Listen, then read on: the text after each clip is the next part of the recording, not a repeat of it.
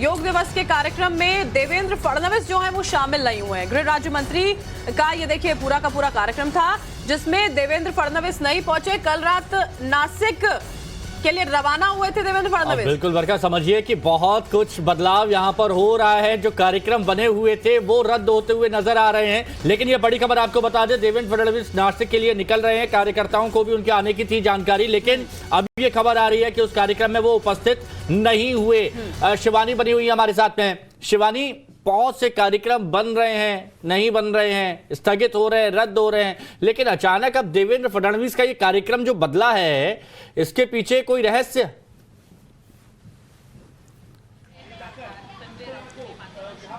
जी बिल्कुल कहा जा सकता है। इनफैक्ट कुछ देर पहले घूम रही थी ऐसी खबरें कि चंद्रकांत पाटिल कांग्रेस के जो हैं वो बीजेपी के, मैं माफ़ी चाहूँगी, वो भी नॉट रीचेबल हैं, लेकिन उन्होंने ऐलान किया कि वो 2 बजे प्रेस कॉन्फ्रेंस करने वाले हैं।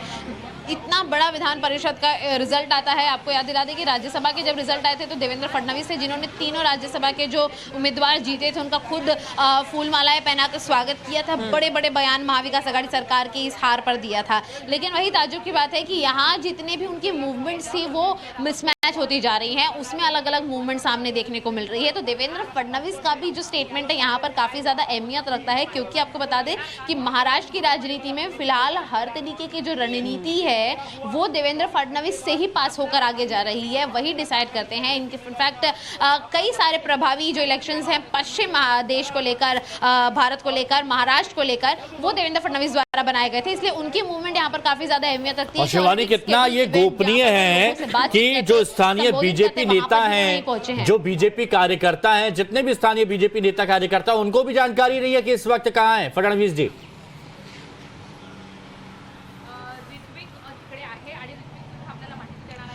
जी बिल्कुल, देखिए पूरी गोपनीयता के साथ ही चीज़ें जो हैं वो आगे बढ़ रही हैं बीजेपी की पार्टी में भी, महाविकास आघाड़ी सरकार की पार्टी में भी, क्योंकि जिस तरह से हमने देखा कि बिल्कुल आधे घंटे पहले का वक्त मुझे बताया गया है कि 9 और एमएलए जो हैं वो शिवसेना के, वो रोड के जरिए, गाड़ियों के जरिए सूरत की तरफ अपना रुख कर चुके हैं, जो आंकड़ा 22 पर पहुंच चुका है। और आपको मैं बता दूं कि जो क्रॉस वोटिंग हुई है उसका ना सिर्फ फायदा बीजेपी को हुआ है बल्कि महाविकास आघाड़ी सरकार में एनसीपी को भी हुआ है। और क्रॉस वोटिंग 3 और 3 शिवसेना और कांग्रेस के खाते से बाहर आती है, क्योंकि जिस तरह से मैं आंकड़ों की बात कर रही थी, मुझे बिल्कुल 1 मिनट का वक्त लगेगा अपने दर्शकों को बताने के लिए कि बीजेपी के पास 106 खुद के वोट हैं, खुद की सीटें, खुद के एमएलए हैं, 7 लोग उनको सपोर्ट कर रहे थे, यानी कि 113 लोग, लेकिन उनको वोट मिलते हैं 133 और उसमें भी +1 134, यानी कि 21 प्लस वोट्स मिले हैं बीजेपी को, और ये ऑफिशियली उनके साथ सम्मिलित नहीं हुए थे लोग। कांग्रेस के पास 41 वोट्स पड़े हैं जबकि उनके पास 44 सीटें हैं, यानी कि 3 कांग्रेस के ही लोगों ने कांग्रेस को वोट नहीं दिया। शिवसेना ने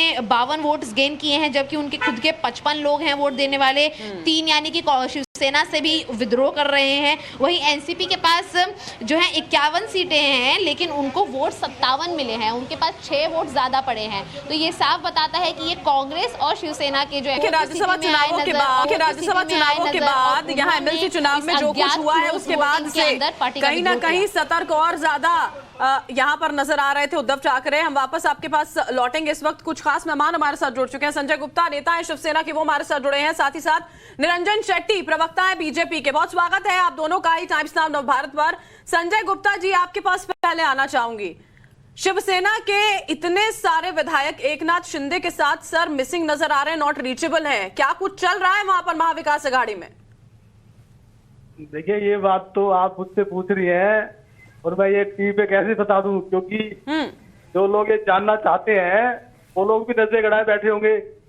और देखिए, आप किस तरह से तैयार हो गया है हमारे बीजेपी के साथी, और देवेंद्र फडणवीस जी कहाँ गायब है ये नहीं पूछ रही आप कि देवेंद्र फडणवीस जी किस जोड़ गोड़ में साठ गांठ में लगे हुए हैं, क्योंकि इनका संजय जी, आपकी मुस्कान तो कुछ और कह रही है। आप तो जिस तरह से मुस्कुरा रहे हैं, बेचारे कांग्रेस यहाँ पर सोच रही है कि अपनों ने दगा दिया, उसके बावजूद ऐसी मुस्कान। देखिए, राजनीति में किसने दगा दिया है, किसने नहीं दिया, दगा नहीं दिया है, इस बात का आकलन करना बड़ा मुश्किल है अभी इस समय में। इस बात को कहना कि कहाँ दगा हुई कहाँ नहीं हुई, कहना एक स्वतंत्र पॉलिटिकल पार्टी है। बहुत सी पॉलिटिकल पार्टियां कभी कभी ये समझ लेती हैं कि शिवसेना एक कोई प्राइवेट लिमिटेड फर्म नहीं है कि जिसका कोई एक डायरेक्टर कोई हो, कोई एक डायरेक्टर कोई और हो। तो शिवसेना के अपने फैसले हैं मुद्दों के आधार पर, और शिवसेना ने हमेशा मुद्दों के आधार पर ही अपने फैसले किए और मुद्दों के आधार पर वो अपने समर्थक विधायकों को लेकर संजय जी सूरत पहुंच गए हैं। ये मुद्दों के आधार पर हो रहा है क्या? देखिए, राजनीतिक सोच होती है जी, राजनीतिक सोच के तहत बहुत से काम किए जाते हैं। अच्छा, हर चीज मुद्दों पे नहीं होती। हाँ, आप ही कह रहे हैं सर मुद्दों के आधार पर फैसले लेती है शिवसेना। अब आप नहीं, वो मुद्दों के आधार पर फैसले वो एक विचारधारा की बात है। अच्छा, लेकिन एक अब जिस तरह से बीजेपी आजकल उठापटक कर रही है, जिस तरह से दोस्त नहीं बनाती है, जिस तरह से कभी भी किसी को भी अपने साथी को किनारा कर देती है, कभी भी तोड़ की आरती करने लग जाती है। चलिए ठीक है, इस पर भी बात करेंगे, बीजेपी से भी बात करेंगे, लेकिन इस दौरान एक बड़ी खबर आ रही है। पहले 13 विधायक थे, अब 9 विधायक भी पहुंचे, यानी ये आंकड़ा भी और बढ़ सकता है। बरका, अब महाराष्ट्र में आज ये कहा जा सकता है कि योग दिवस तो है, लेकिन आज सहयोग बहुत अजीब बन रहा है। बिल्कुल, और जिस तरह से संजय गुप्ता जी यहाँ पर प्रतिक्रिया देते हुए नजर आ रहे हैं, उससे सीधे तौर पर सिर्फ भारतीय जनता पार्टी को निशाने पर ले रहे थे कि जो कुछ हो रहा है, देखिए बीजेपी का उसमें जरूर हाथ हो सकता है। और देखिए, सूरत में 13 विधायक, जिस तरह हम आपको अभी बड़ी खबर बता रहे हैं, मौजूद थे। अब 9 विधायक और पहुंचे हैं।